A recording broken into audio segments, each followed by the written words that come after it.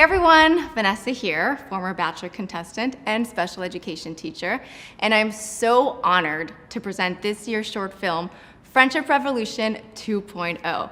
It's a year-long journey with 72 amazing leaders with and without disabilities in partnership with the Canadian government, and they've worked together to create innovative projects and showed us the importance of inclusion. We all seek community, we all seek a sense of belonging. It's part of our human nature, and it really lies within the power of inclusion. I present Friendship Revolution 2.0.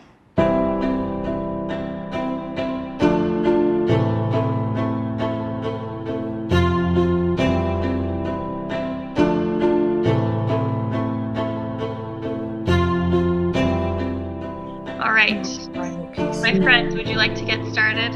Yes.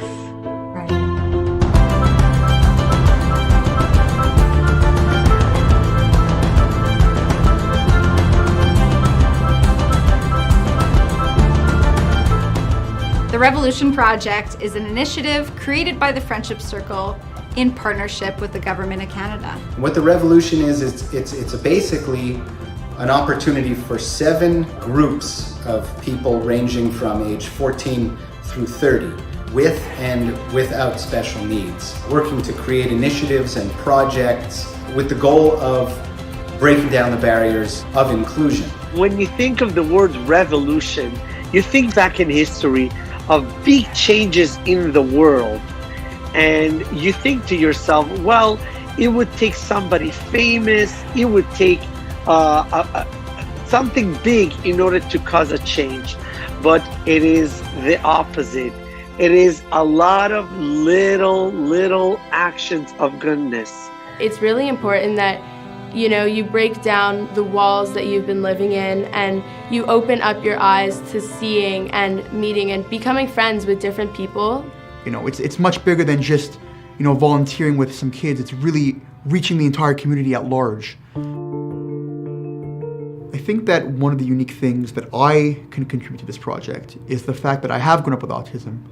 I've experienced, the inclusion, I've experienced the exclusion, I've experienced the bullying, I've experienced the ridicule. So all those life experiences, the good and the bad, have sensitized me to what it means to live with special needs and the challenges that come with it. After I was diagnosed with that disability, I've been treated differently. I understand it was because the girls were scared in my class. They were scared to be around me while I was having a seizure. For those on the autism spectrum, it's not something you can always see, and that they'll like people be more aware of that. Matthew and I communicate. Matthew types when he speaks, and we do have complete conversations like that. And it is. Although it was something new to me to do, I really have come to normalize that with him, and I don't really see it as foreign anymore. I feel as if his voice is spoken through those words. Matthew typed. First, we started out just chatting on Zoom, which I like, and then we decided to do a few virtual workouts. I think we were able to get to know each other and to learn about each other's interests through that. I feel grateful to call Zach my friend.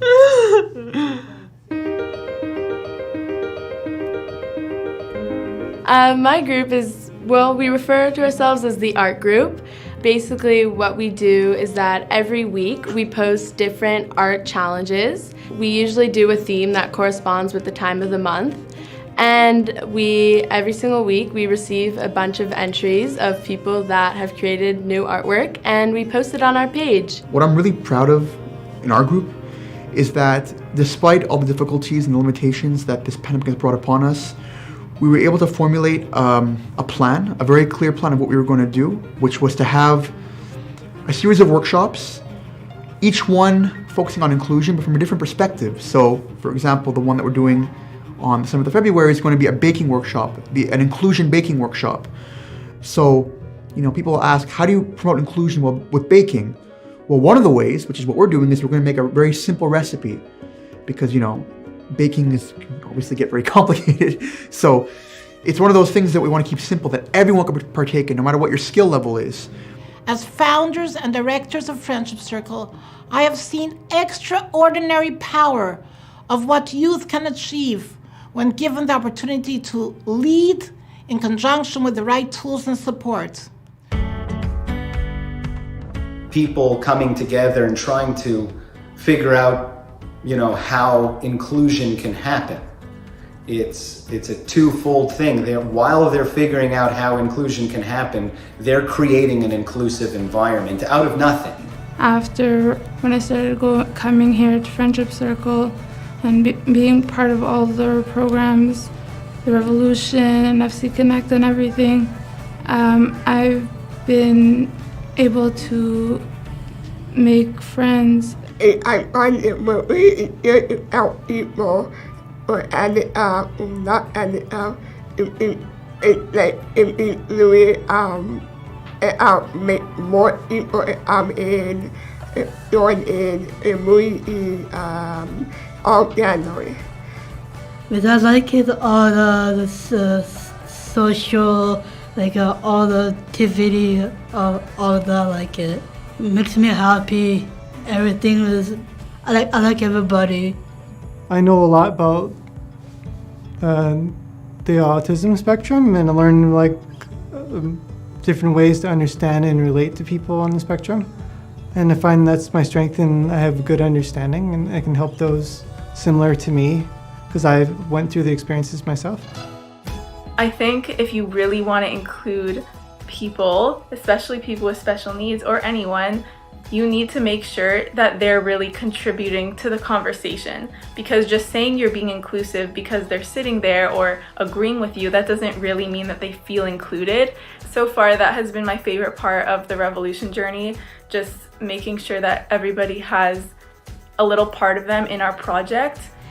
Our neurodiverse adults that we're working with, they have been, they're used to others leading. And the Revolution Project really gives them an opportunity to lead and to work with other young adults their age. It's really a feeling. I don't know if I can share a story, but to watch our adults be proud of themselves is I have goosebumps just talking about it. When I found out that we used my idea, I jumped and I was like, oh my gosh, this can't be happening.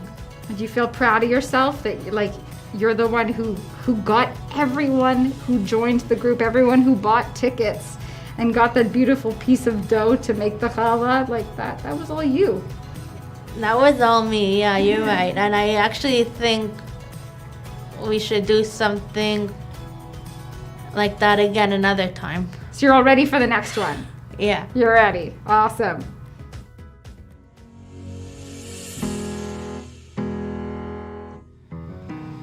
I think what makes, on a personal level, this revolution different from last year's was that we are connecting in a way that we have not done before. Yeah, for sure. I think at first it was hard to adjust just because we're always so used to being close together and, being like one big family in person. Yes, it's been much more difficult because we're not there. You're not seeing you're not seeing the processes that people go through to come up with creative solutions or creative ideas or innovative ideas. And so, there's been a lot of pivoting that the Friendship Circle has had to do to be able to try to facilitate that. But I can tell you that the participants are certainly up for the task. I don't think anybody doubts that.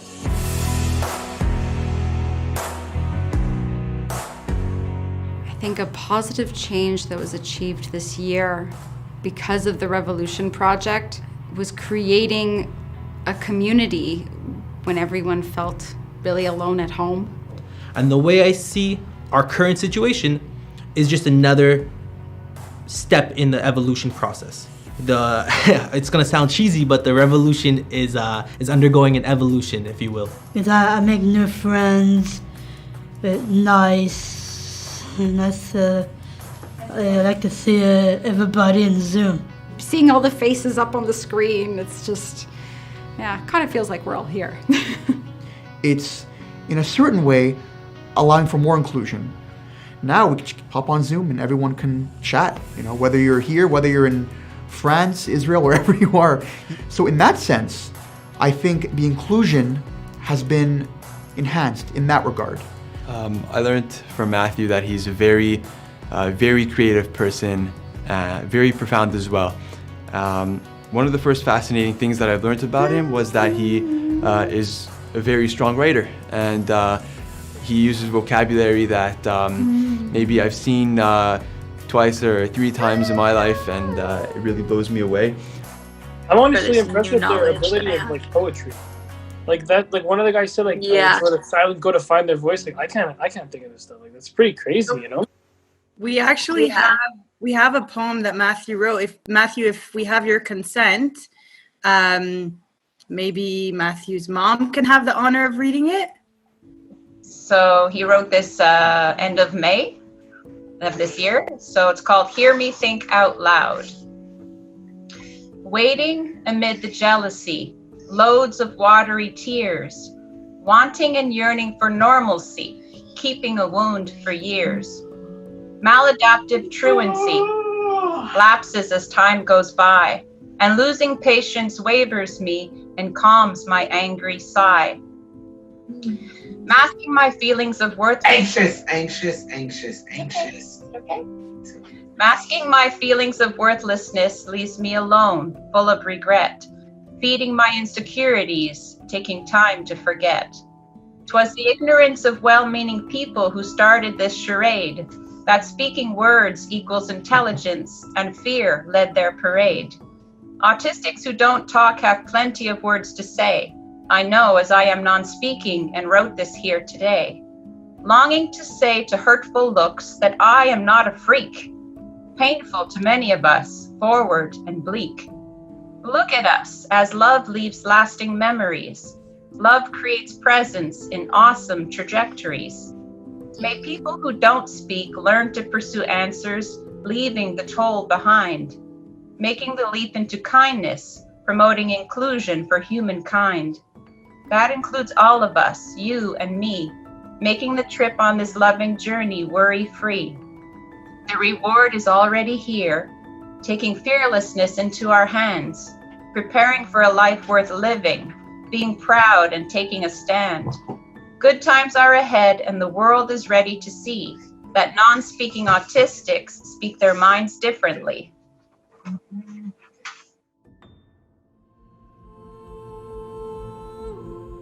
If I had to, in one word, describe the power of youth, I would say that it is change. And really, frankly, anyone who sees what's going on here becomes a believer. If I can share one message with the world about inclusion, it would be that you need to open up your arms to everyone and to not shut down someone just because they look different or act different than you're used to. I would say I learned more to interact with others and to be open about my struggles and connect to people in that way. I learned that others that are experiencing the same struggles as I am, and I found that amazing that we can connect each other in that way. I learned that including someone with a disability, they may be different, they may have a challenge that they can do, but there's always a way of being able to include them. I do believe it will have an impact because it's not just going to be shared amongst our community, it will be shared amongst communities that have no idea about what's going on here. I want to thank the Government of Canada for allowing me to challenge myself, for allowing me to help have an impact on my community and on others, and for allowing me to find friendships and connections that I never thought I would have. Like other persons with disabilities, I've had to learn how to navigate this world through innovation and creativity. People have always made assumptions about what I can and cannot do based on the fact that I can't see very well. I face barriers to inclusion and have had to fight for my voice to be heard. But I also know about the power of inclusion. I've seen firsthand that when we break down barriers and are inclusive by design, persons with disabilities have the opportunity to thrive, to contribute, and to lead. I love to meet new friends, and Zach passed the tests with flying colors. He taught me to believe in myself and that my being different doesn't matter when loving people want to be your friend. I think I'm proud with the people that I'm with. They're nice, they're friendly, and I want to be with them again. I'm proud to be part of the revolution and be inclusive. We're together, we are and a masterpiece. You know, even maybe 10, 15 years ago, the idea of inclusion was a pretty foreign concept. And those who had special needs, those who were autistic, they were often excluded from their communities, from their friends, even their families. And they didn't have a place to go. They didn't have a place to feel welcome. So I feel like by doing this outreach, not just doing these programs, but by actually getting out there into the community, I think this outreach has really spoken to a lot of people. And I think it's waking people up, quite frankly.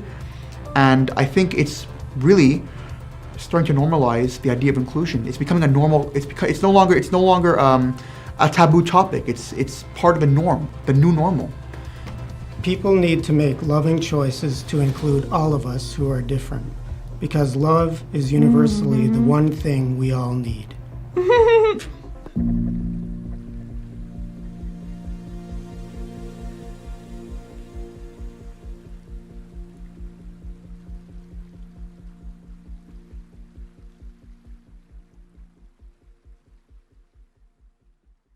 Je tiens à remercier tout particulièrement le gouvernement du Canada de continuer à investir dans ce projet et de croire au pouvoir de la jeunesse.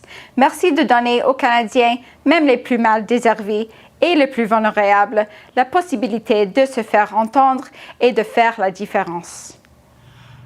I would like to say a special thank you to God, to the Lubavitcher Rebbe, Rabbi Schneerson, and to the Government of Canada for continuing to invest in the Revolution Project and for believing in the power of the youth. God bless you all. Congratulations to the 72 incredible and inspirational leaders. Thank you for allowing us to witness your journey and for showing us that working together, celebrating one another, and including each other has the power to change the world. To sign up for next year's Revolution and to learn how to make your communities more inclusive, click the link below and see how you can get involved.